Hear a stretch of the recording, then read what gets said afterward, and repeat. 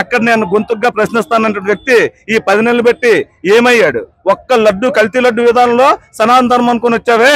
మరి ఈ రాష్ట్రం మొత్తం మీద విద్యార్థులందరూ ఫీజు రేవన్స్ కట్టలేక, నిరుద్యోగ భృతి లేక ఎన్ని బాధలు పడితే ఇచ్చిన హామీల్లో ఒకటైనా చేస్తానని అసెంబ్లీ సెషన్స్ లో ఒక్క మాట అడిగారా అని నేను పవన్ కళ్యాణ్ ప్రశ్నిస్తున్నాను. మరి లోకేష్ గారి గురించి మీరు ఏమైనా మాట్లాడతారు? లోకేష్ గారు, నేను జాబ్ క్యాలెండర్లు టైం గుర్తుపెట్టుకో, డేట్ గుర్తుపెట్టుకో. ప్రతి సంవత్సరం జనవరిలో నేను జాబ్ క్యాలెండర్ ఇస్తాను. జగన్ లా కాదనే వ్యక్తి ఈరోజు జనవరి వెళ్ళిపోయింది, ఫిబ్రవరి వెళ్ళిపోయింది, మార్చి వచ్చింది. అసెంబ్లీ సెషన్స్ లో ఒక్క మాట కూడా అంటలేదు. నువ్వు ముందు మీ నాన్న పెట్టినటువంటి first file DSC, mega DSC 16,400 పోస్టులు అన్నావు. ఏది ఇంతవరకు దానికి అతి లేదు, గతి లేదు. ఇప్పుడు నారా లోకేష్ గారు రెడ్ బుక్ అంటున్నారు కదండి, దాని మీద మీ ఉద్దేశం ఏంటి? వాళ్ళు అధికారంలోకి వచ్చిన దగ్గర నుంచి రెడ్ బుక్ అని పట్టుకునే చేస్తున్నారు తప్ప ఈ హామీలు ఇచ్చాము, ఈ సిలిండర్లు ఇచ్చాము, చేయూత ఇచ్చాము, తల్లికి వందనం అన్నాము, ఫ్రీ బస్ అన్నాము, ఈ విద్యార్థులకి నిరుద్యోగ ఇస్తామన్నది ఒక్క హామీ కూడా నిలబెట్టలేదు.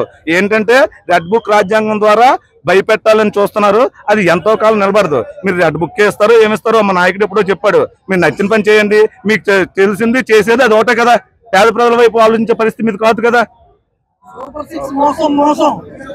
సూపర్ 6 గురించి ఏంటంటే మీరు మాట్లాడారు. సూపర్ 1 ఇంకా స్టార్ట్ అవ్వలేదు, సూపర్ 6 గురించి మాట్లాడతారు ఏంటండి బాబు మీరు? సూపర్ ఇప్పుడు ఆయన సూపర్ 6 అన్నాడు, సూపర్ 7 అంటాడు, సూపర్ 10 కూడా అంటాడు. హామీలు ఇవ్వడం చేయడం ఇది మొదటిసారి కాదు.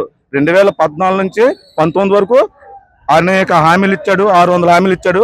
ఒక్క హామీ కూడా చేయలేనటువంటి పరిస్థితి చంద్రబాబు నాయుడుది.